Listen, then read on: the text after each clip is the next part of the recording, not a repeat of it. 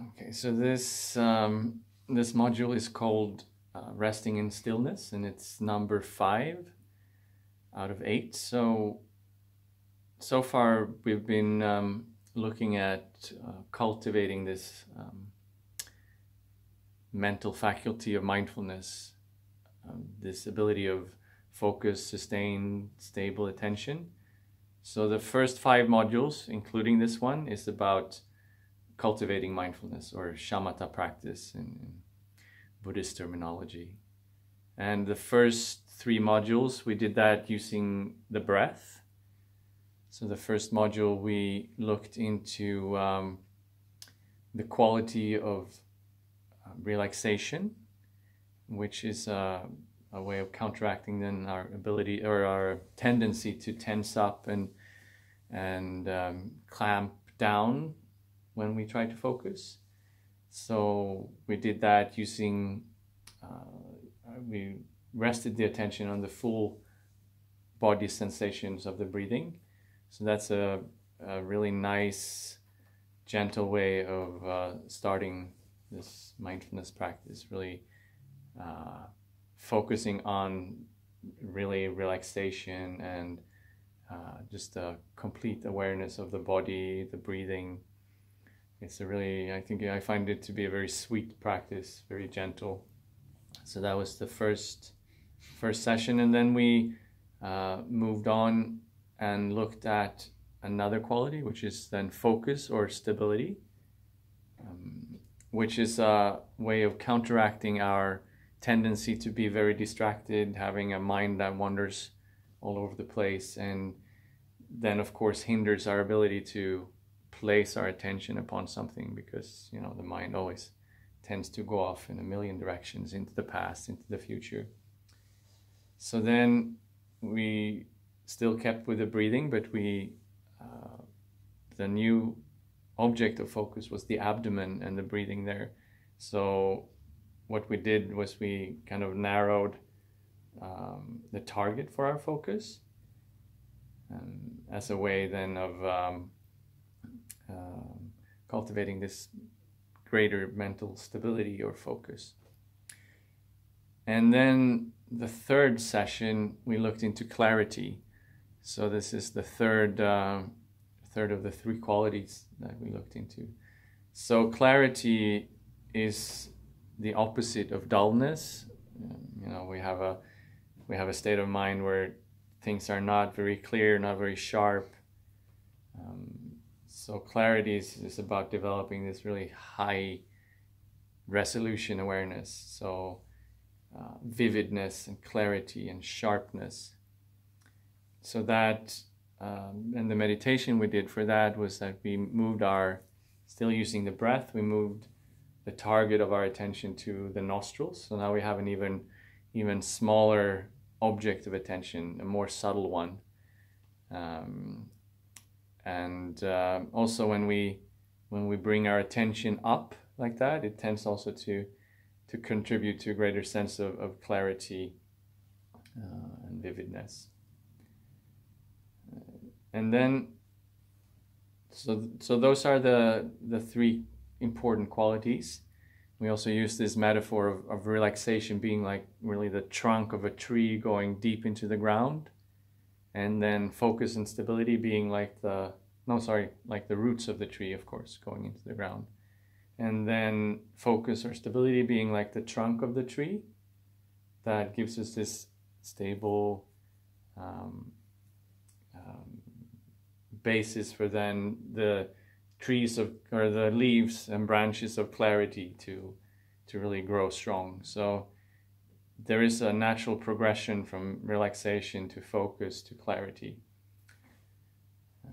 And it's really important to, whatever practice we do, it's very important to always go back to this aspect of relaxation.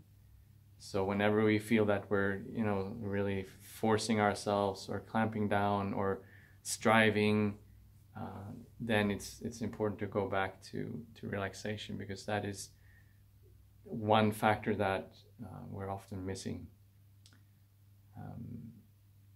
So that was the breathing. or the body as an object of focus, an object of shamatha practice. And then last week we moved on to, so instead of the breathing, we made the mind itself our object of meditation. So we were really, what before was the distraction. So if we focus on the breathing, I place my focus on the abdomen and I try to keep it there, relaxed and clear, and then the mind goes off into a distraction, like a memory or a sensation in the body or a sound or whatever it is. Then we would let that go and bring our attention back. But then last time, what used to be the distractions now became the objects of attention instead. So where our focus was just whatever arises in the mind, that is what we observe or focus on. And then that will pass away and something else will come into the field of awareness. And I don't know if some people find that a bit difficult in the beginning, like the breathing is a more concrete and tangible object to focus on. The thoughts seem to be, or tend to be, they move quickly and they pass and go, so that can be in the beginning a bit confusing. But there's enormous benefits to doing this practice, because if we look at our current situation, we're kind of we're often being, I don't know, tormented or like plagued by our own thoughts. They're not under our control, and we take them very seriously, and there's all this worry and anxiety and stress all coming from our own our thoughts and memories and mental images and so on. And usually we have two strategies to deal with that. We either try to just really push it away or suppress it, or else we just get caught up in it and we follow the thoughts and we believe in them really, really strongly, and that causes a lot of problems for us. So one of the benefits when we start to observe the mind instead of just following it or trying to suppress it is that we start to become, rather than being slaves of our own mind, we start to become the masters of our own mind. And not masters in the way of, like forcing anything, but rather in the way of simply just creating this position of being an observer. So we're just looking at, whatever is going on without becoming attached or fused with it. So it can be very powerful to be able to just witness your own mind instead of and then you start to see that you don't have to believe all your thoughts. Most of them are just complete bullshit, actually, just speaking from my own personal experience. So 95% of our thoughts, no need to pay much attention. Maybe there are 5% of some novel things going on there.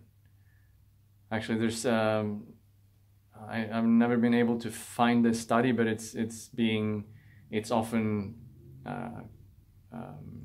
mentioned that there was this study where they came up with 65,000 as the number of thoughts that we have in a day. I have no idea how you measure that, but so 65 thoughts in a day, or 65,000 thoughts in a day, and 60,000 of them we had yesterday. So I don't know if this is your experience, but so 65,000 thoughts going through our head, and 60,000 of those we thought them yesterday. So what's the point of thinking them again today? But that is the problem. We are very our minds are extremely habituated and habitual. So the thoughts, they just tend to have a life on their own.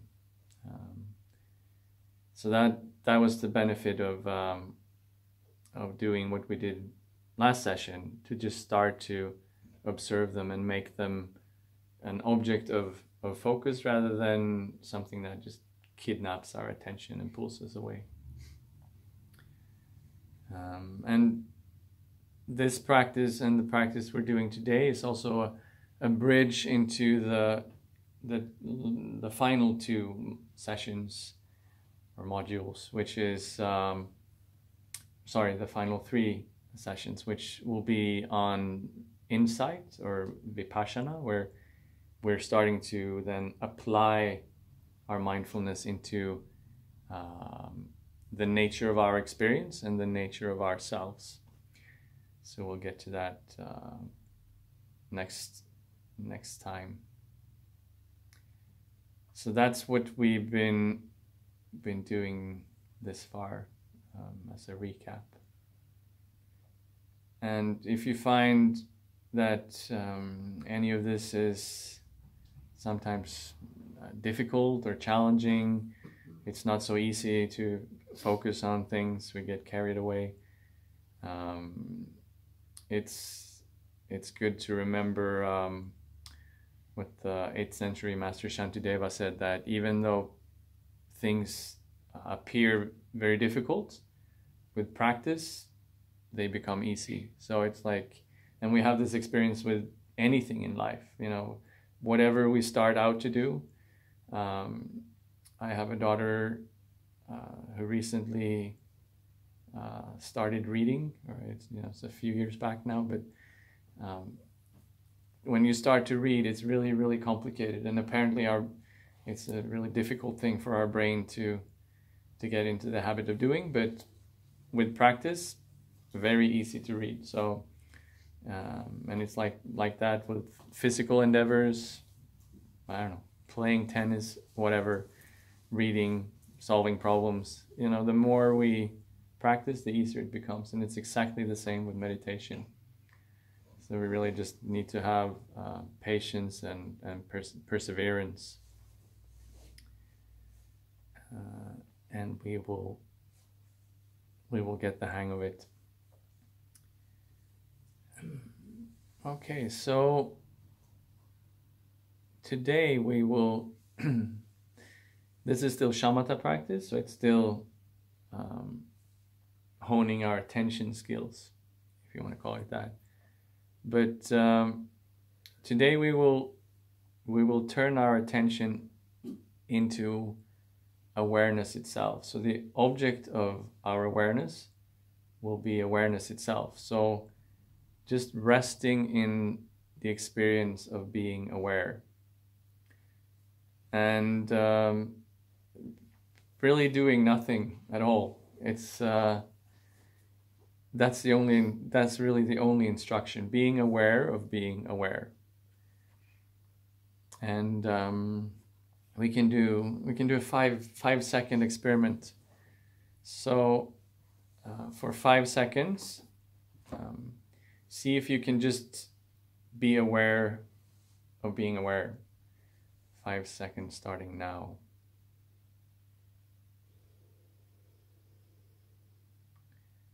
Okay, so were you aware of being aware?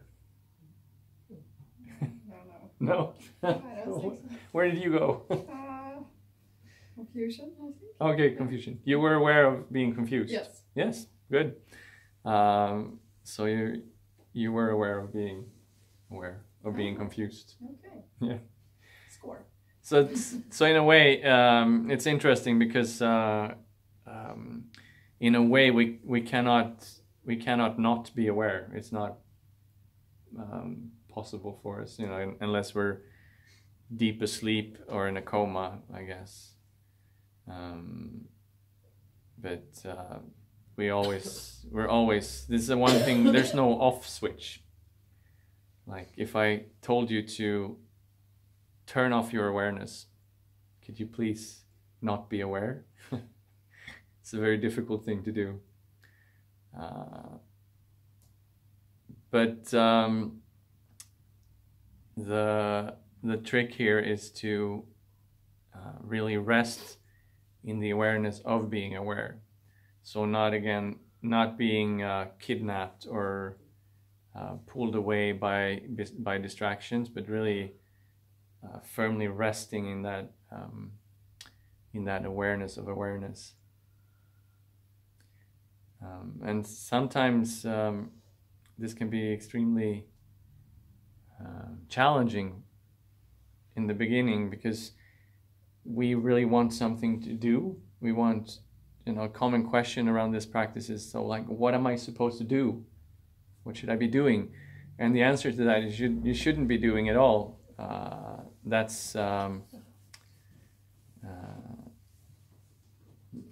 It's more a question of being rather than doing. We're not doing anything. We're just being. We're just being present. We're being aware of being aware. Does that sound confusing so far, or is it all very clear? And so the benefits of doing this type of practice is, first of all, it's the same as doing the shamatha on the breathing, in the way that we can develop a mind that is really calm and clear and focused. So we're still honing our attention skills, but there's also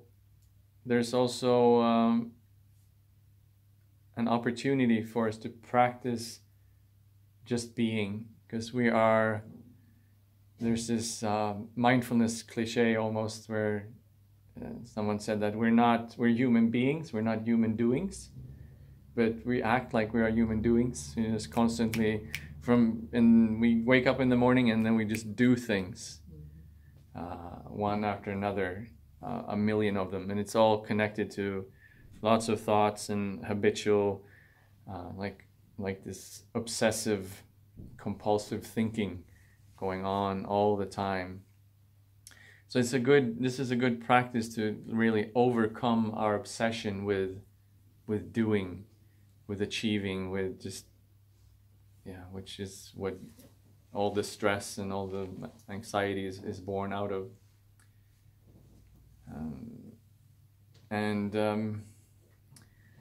They did this experiment with where they put people into it was a room, white walls, chair and a table, and people were asked to sit in this room for 15 minutes doing nothing. And it turns out that this was extremely, extremely challenging for people. Just sit down, do nothing for 15 minutes. So the only thing that they had available to them was that they had this little device that with it they could administer themselves an electric shock. That's all they could do. And turns out that 70% of the men in this trial preferred giving themselves electric shocks to doing nothing. It was only 30% of the women, but still. And there was one guy apparently who gave himself 187 electric shocks within 15 minutes. So it's just for me, it just illustrates how scary it is for us to just do nothing. We're not used to it, and it really it can be really troubling, because the only thing left then, I guess, is also to start to look inside and see what's actually going on, which can be a scary concept at first. So that is also then, of course, the bridge into the insight practice, because once we allow our mind to settle down, and once we start to really rest in awareness, then from that also insight starts to arise. And again, the last benefit, which is a really big one, is if we practice this, then we can carry it on into life. and really rest in this kind of stillness, have this really, this is my stable foundation of awareness. And we rest there. It's one expression is stillness in motion. So there's this like the what is like the eye of the storm. Like I'm resting in this place of complete stillness, whereas everything is moving around me, the external world, and also the mind is moving. But I have this position of stillness and clarity that it's like my, what do you call it, like my home base, and I can always return to that. And the more you practice that, that can become your mode of operation. Like this is where you're based, and then things happen, but nothing can really disturb you because you have this position of stability and clarity and stillness that you kind of act from. I don't know. Does that sound like a good thing? Maybe.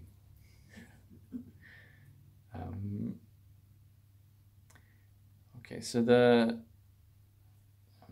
meditation again will be just simply being aware of being aware. And one maybe a metaphor for that could be if you imagine maybe a stage at a theater. So on that stage there will be lots of actors and props and things going on. But this practice is more about than just observing the stage itself, rather than being caught up in what's going on that stage. Another metaphor would be watching like the blue open sky. You're watching the sky, and then clouds will form and come passing by and so on. Some of them will be light and move quickly, and some will be dark and heavy. But instead of identifying with the clouds, you identify with a clear blue, wide open sky. So it's more like this, watching the space of the mind rather than the contents of the mind, if that makes sense. And as before, we want to really have a basis of relaxation. So again, this is a really important foundation. So we want to be really relaxed. Like last time, we will have our eyes open. So just either fully open or slightly open, but just letting the gaze be open and not fixating it on anything in particular. Just resting with the eyes open. And it's really a good recommendation to open or meditate with eyes open, because it tends to ground us in the present moment. It's slightly more or slightly less likely that we'll be carried off into the past or into the future if we're actually grounding ourselves visually in the present moment. It also helps to add clarity. So when we close our eyes, it's easier to go off into dullness and laxity. Whereas if we open our eyes, that really enhances clarity.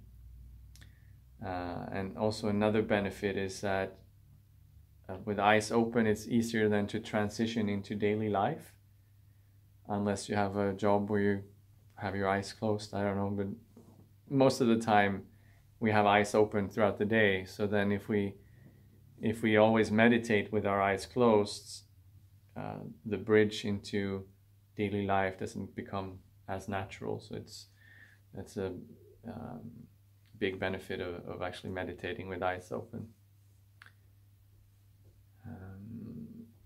And then in this practice, we're not really. Last time we we focused on the appearances in the mind, the thoughts, the feelings, sensations, emotions.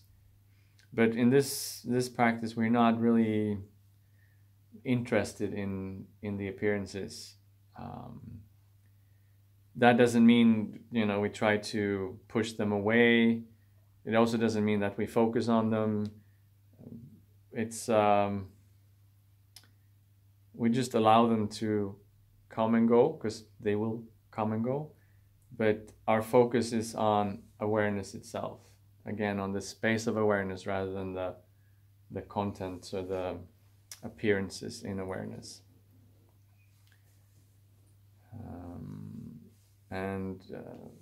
Yeah, you'll get to experiment soon when we do the actual meditation.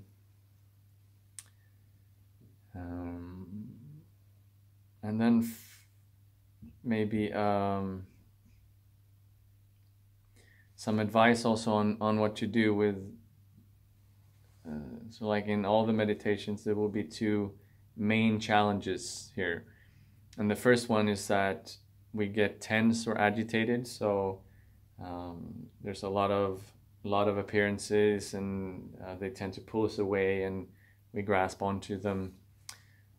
So when that happens, you can just release your awareness, like release it into space. Just you can breathe out and then just let go of all appearances. Just release them into space, let go of them, as a way of, and then really coming back to relaxation and just letting go, just releasing appearances.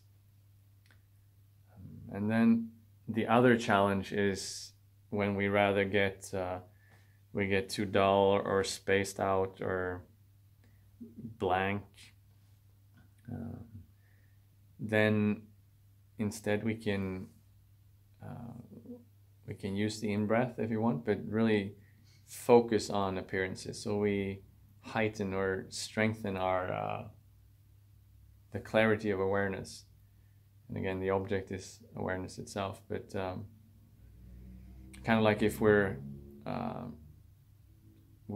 attending to something, just we're reading a book or something, and then we feel like I'm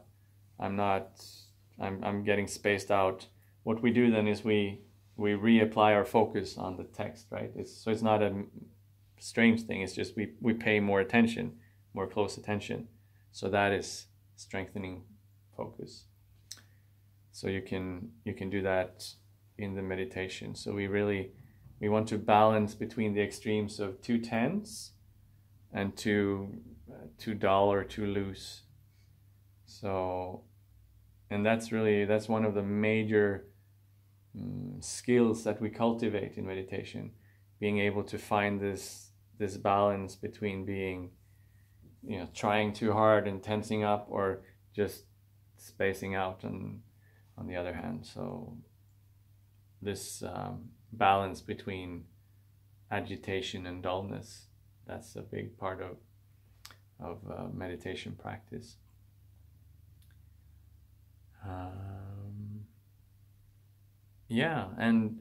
And when we're able to reach that midpoint, that's when we just rest. So that's when there's really no doing. We're just resting in awareness. So it's like we give ourselves a bit of a momentum. If there's some obstacles in the meditation, we deal with those, and then we just let go, and then just rest in the experience of being aware.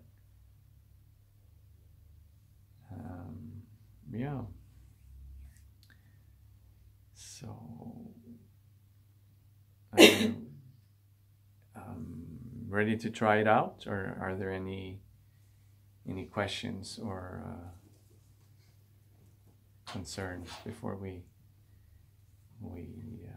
dive into awareness of awareness?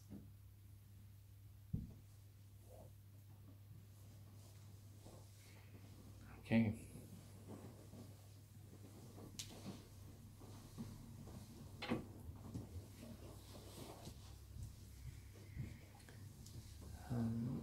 So just like all the previous meditations, it's perfectly okay to lie down.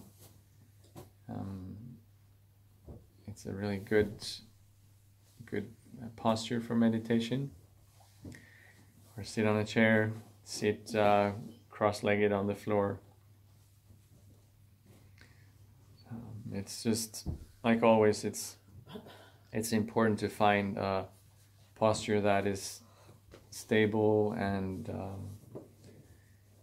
kind of embodies alertness and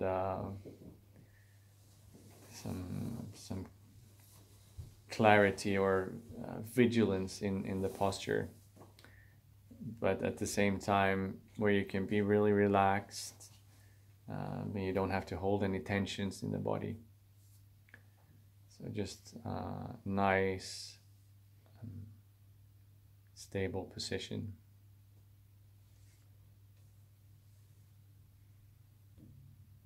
And like the previous meditations, this will be a 24-minute session.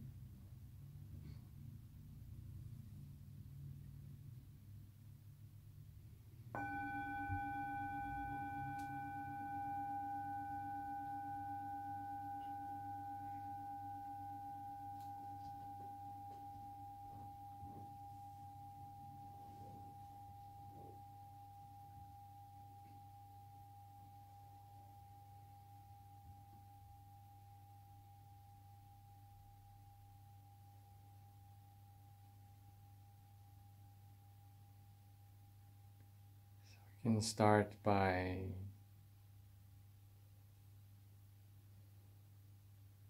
just allowing our body to settle.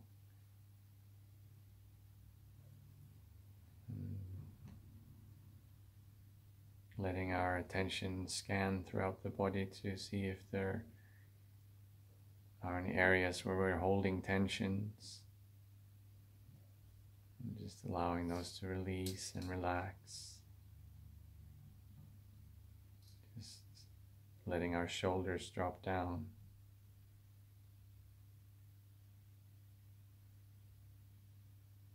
Letting our hands rest. It feels comfortable and natural.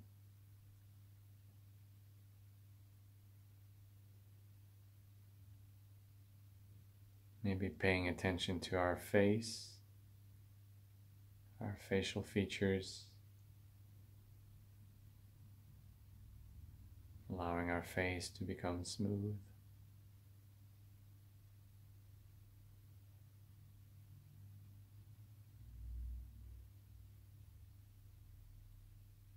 Open, like the face of a sleeping baby. So relaxed.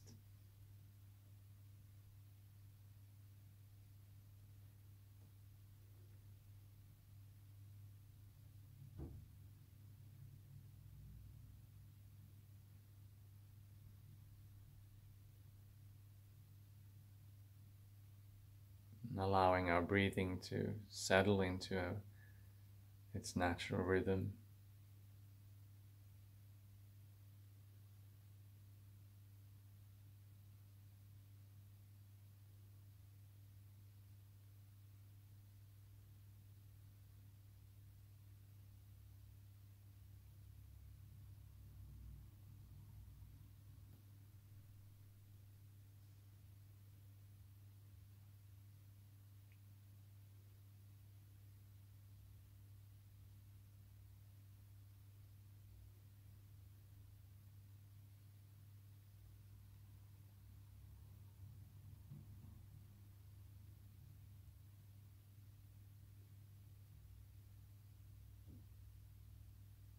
And also allowing the mind to settle.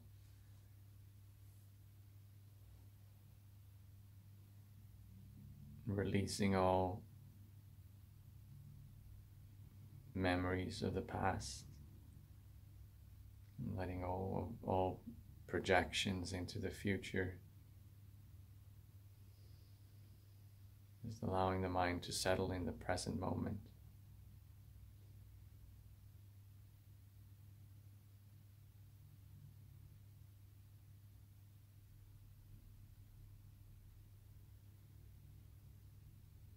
And also letting go of all expectations for this practice.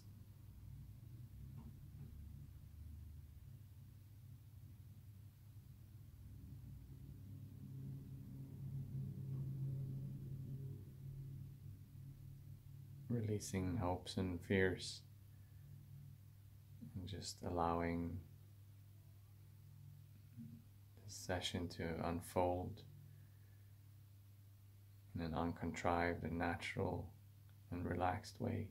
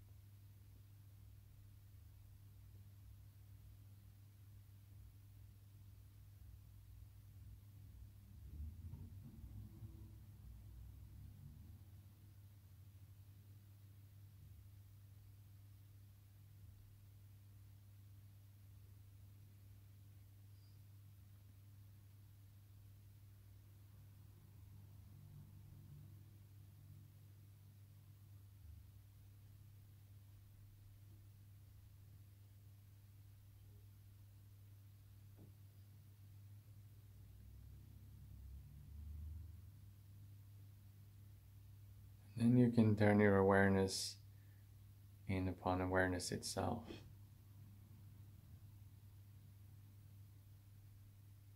So really not doing anything, just being aware of being aware.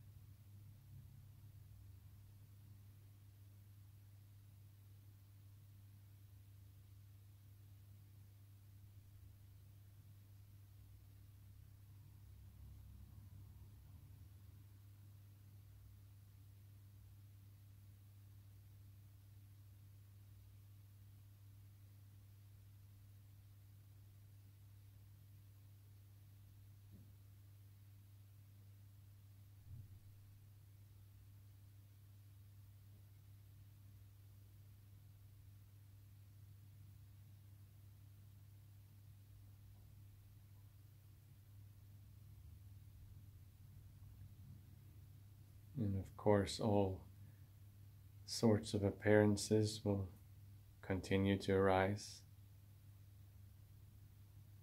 But you don't need to pay attention to any of them.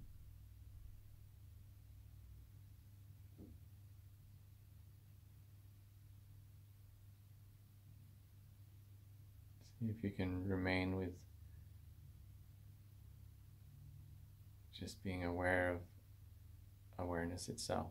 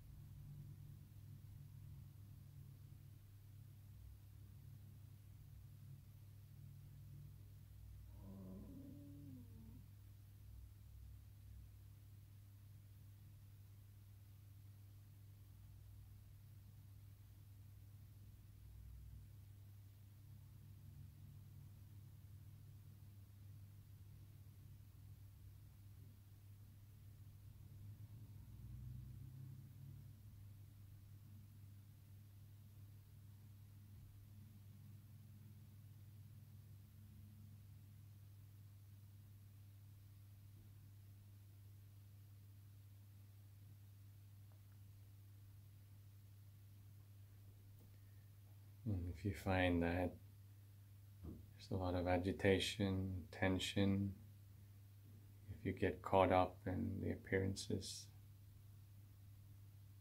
see if you can just relax and then release your awareness into space.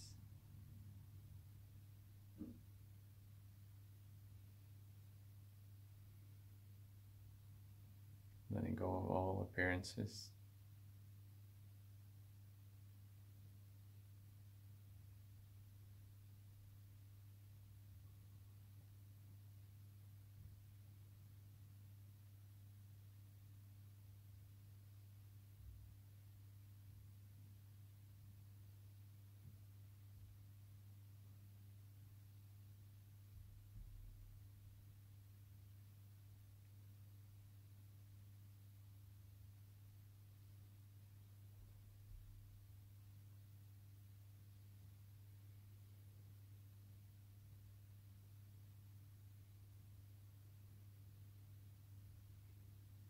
Or if you find that there's a lot of dullness, you feel spaced out,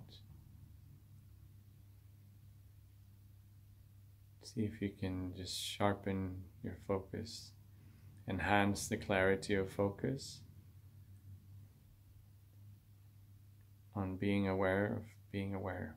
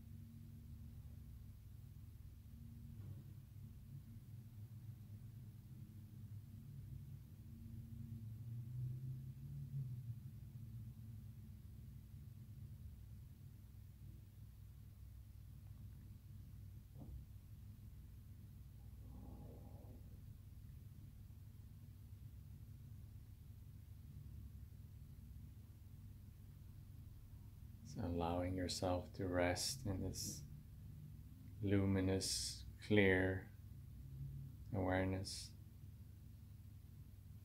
while remaining relaxed and alert and being very open, very spacious.